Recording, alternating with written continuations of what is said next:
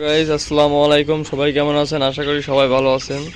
তো গাইজ আমার যে সোনালী মুরগিগুলো আছে, তো আমার সোনালী মুরগি অনেকজনে প্রশ্ন করছেন ভাই 35 দিনে কতটুকু ওজন হলো।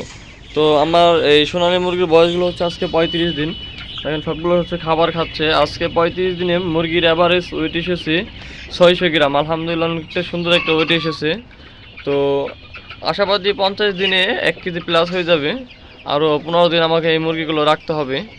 আর অনেকে জিজ্ঞেস করেন ভাই বাচ্চা নিতে চাই, বাচ্চা কোথা থেকে নেব।